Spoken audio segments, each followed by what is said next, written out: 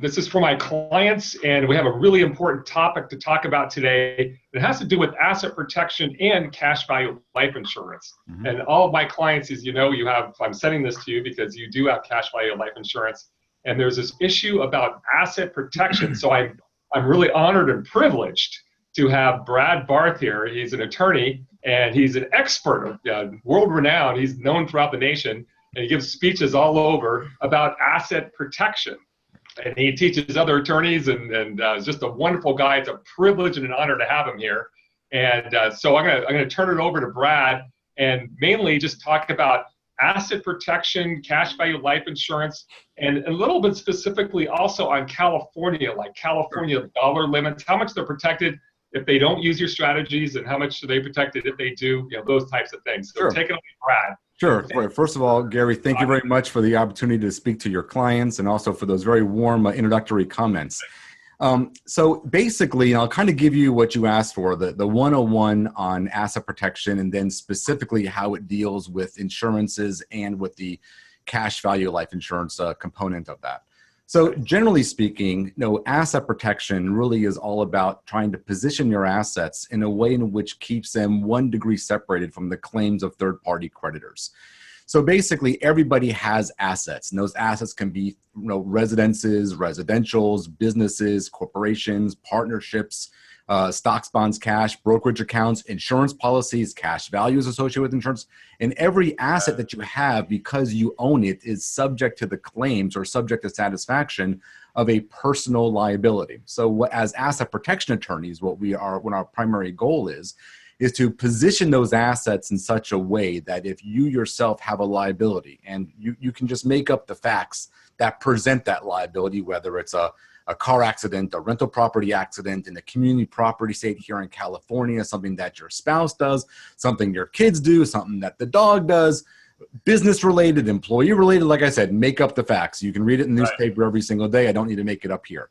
But if you have a personal liability, now the question is, and you get a claim against you, how protective are the assets? To what extent can a creditor reach and grab those assets? So where we play primarily is not so much, this is asset protection in general, is not so much on the liability phase, because remember, there's 2 phases of litigation. You have the question of, did you do something? Was there an accident? Was there a liability? Was there negligence? That's called the liability phase. But now the question is, if you're liable or there's a settlement and now they're coming, the question is now in the collection phase, to what extent are your assets available to satisfy those judgments? And that's where we play. That's where the strength of our planning comes in. It's about asset protection. And what's the primary goal, Gary? The primary goal here is to get the client in a position for a fast and favorable settlement with their clients. To me, that's the definition of asset protection. To position your assets to give you leverage to negotiate a fast and favorable settlement. It's not about you don't pay creditors. It's not about throwing care to the wind. It's about, if you have a liability, and how do you get out of this thing as quickly and as painlessly as possible. You may come out of pocket, but you're probably going to come out of pocket a lot less as a result of the planning than you would have been without the planning. Okay, so really what this is a grand settlement tool. And the more, depending upon the client's overall makeup, again, the plans vary accordingly. It can be something as simple as a basic LLC or something more comprehensive involving multiple trusts and multiple jurisdictions, domestic, international. We have all these tools in our tool belt. So there's different rules in different states. Yes, and all that comes into play. That's right. So just real quick, very specifically, in California, what are the limits? Like, if I own a home and I don't have any asset protection, how much could a creditor get? How much do I get to keep? And it's cash value life insurance. Do you know those numbers? Yeah, sure. Yeah. So basically what happens here in California, what you're referring to is called the homestead. It's called a homestead exemption. And every state is different, right? And one of the benefits of being a national speaker is I get to go to different states and I get to look at their homesteads, and I can tell you that California, not so great, compared to some other states. And so considering our property values, you'd think they'd be higher. But typically, if you're a single individual and you have a homestead, now the homestead only applies to your primary residence. You can have multiple residences, right? You can have a residence here, a residence somewhere else, but only the primary residence.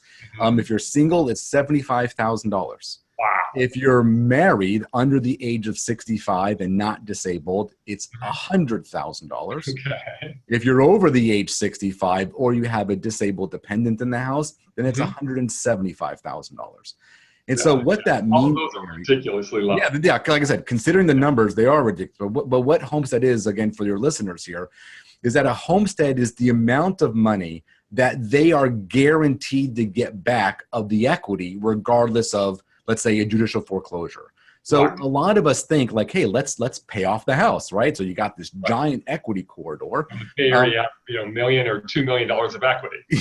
And so at the end of that, the sheriff comes in, sells the house, gives you a check if you're married for $100,000, and the remaining $1.9 million in your $2 million example goes to the creditor. Right. So what's weird about it in our world, unlike in a financial world, as a financial planning world, it's like pay down your mortgage, a 15-year mortgage. Yeah, exactly. In my world, it's like, no, keep your property encumbered as much as possible because debt works to your advantage, right? Yeah.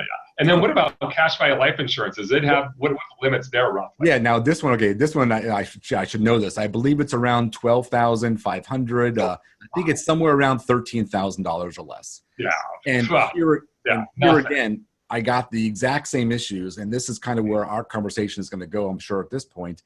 Because I have many clients who they do exchanges. I remember this was very popular back before the real estate boom in 2006, 2007, way back before we had that problem.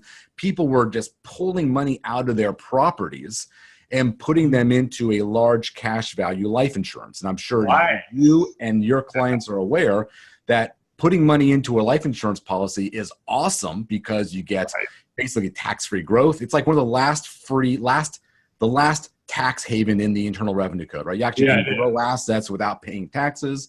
You can take low interest loans against that policy as a quasi-retirement plan. It blossoms with a death benefit when you pass away. I mean, it's an unbelievable product. Right. But the problem is that when you're taking all this money out and chunking it inside a life insurance policy, well, it only has protections to $13,000. Because what people don't understand is that any type of life insurance policy, variable, whole life, whatever, is basically an insurance policy with a bank account attached to it, right? A special bank account, the magic bank account. But that bank account is what they get. That's where the cash value is, and that's at risk. Right. So part of what we do as asset protection planners, as well as estate planners, is make sure we protect that cash value as part of our client's overall financial and estate plan.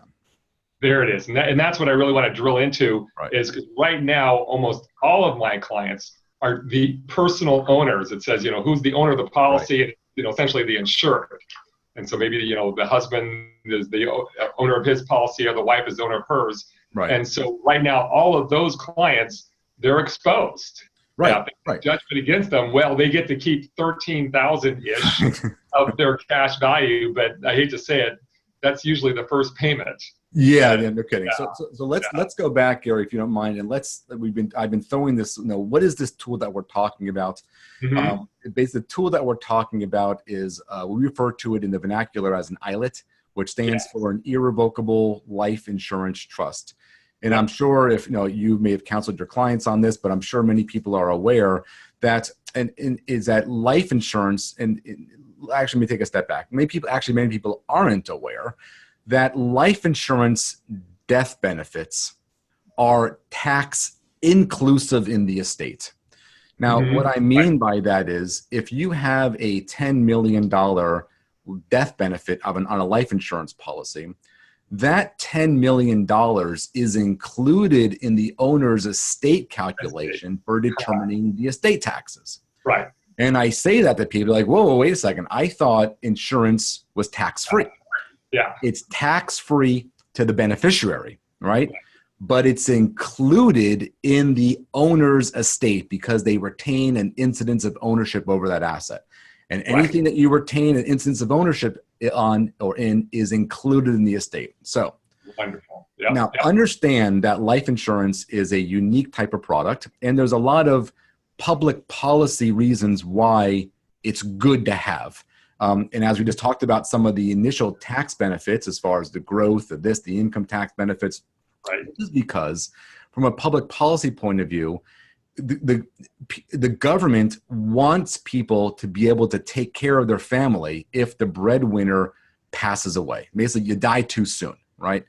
So this way, either the surviving spouse has wealth replacement, the children have ways of having maintenance and welfare and education taken care of for them. Because if someone passes away, which is the breadwinner of the family, and they don't have any insurance, now they become a ward of the state. They become subject to the government, and the government doesn't want that. That's why they encourage us with all these tax benefits, and even in premium ways of organizing premiums, tax benefits, to have an insurance policy. However, the challenge here is that they're encouraging us to have an insurance policy, but yet at the same time, they're saying, well, when you die, I'm going to take 40% of it, right? Because it's included in your estate. Right. So there's a solution to that, so that it's not only is it income tax free to the beneficiaries, but it's also estate tax free. So we have to get it out of the client's estate. Now, I said just a few moments ago that anything that any incident of ownership that a client has is included in the estate. And as you said, your clients, it's in their name. That's an incidence of ownership. So what we have to do is we have to change the owner to a very special type of trust. And it's called a life insurance trust. And you asked a very simple question. What's the one asset that you put inside a life insurance trust? Well, it's a life insurance policy, right? It's very narrowly tailored by the IRS and the Treasury Department so that we can take these death benefits, take them out of your estate, you get them out of your name, and now not only is it income tax free, but it's also estate tax free. Right. And it's because of this change in ownership, Gary, that's where the asset protection comes. Because as I said a couple of moments ago in the asset protection introduction, that if you own it, your creditor can take it away from you. But if you take that life insurance policy with its underlying cash value and you transfer it to an irrevocable life insurance trust, you effectively given it away. You don't own it. You don't retain any ownership interest. Therefore, when your creditor sues you, you don't own that policy, nor its cash value. And as a consequence of that transaction, now that policy is asset protected, including the underlying cash value. So we estate planners can use a life insurance trust as an asset protection tool. There you go. And does a generic living trust, does that provide the protection for asset protection that most people, because many of my clients, they have a living trust. Right. So they put their life insurance policy in that, will that work? Yeah, now this, and I get a lot of I'm glad you're bringing this up because I get a lot of the same pushback as an asset protection planner. Say, oh, Brad, everything's in my trust. I don't have to worry about asset protection. So, okay, let's run through a very simple exercise together, Gary. And this it will make it crystal clear. We just got done talking a couple of moments ago about the fact that you own it is what makes it subject to your creditors attach, right? So now let's go through the exercise of a regular estate planning trust. And I normally go through, hey, client, you have a trust? Yeah. Who's the trust maker? Who settled the trust? Oh, my wife and I. Okay. Who's the trustee of the trust? Oh, it's my wife and I. Who retains the power to revoke and modify and amend the trust? Oh, my wife and I. Who's the lifetime beneficiary of this trust? Oh, it's my wife and myself. Oh, and who has the power to put assets in the trust? Oh, my wife and I. And who has the power to take assets out? My wife and I. In other words, with a regular estate planning trust, you exercise so much dominion and control over those underlying assets that it's not an asset protection tool. It is not a separate entity. Got it. Which is very different than these other types of trusts that are irrevocable by definition. They typically have a bifurcation. You may be the trust maker, but you may not be the trustee. So you have a difference in ownership, you have difference in control, it's irrevocable, it has its own EIN, not your social. All of these things make it necessarily distinguished from you, so it's outside your taxable estate. So it's completely different than a regular revocable living trust. So thank you for bringing that up because it's a common misconception. Wonderful.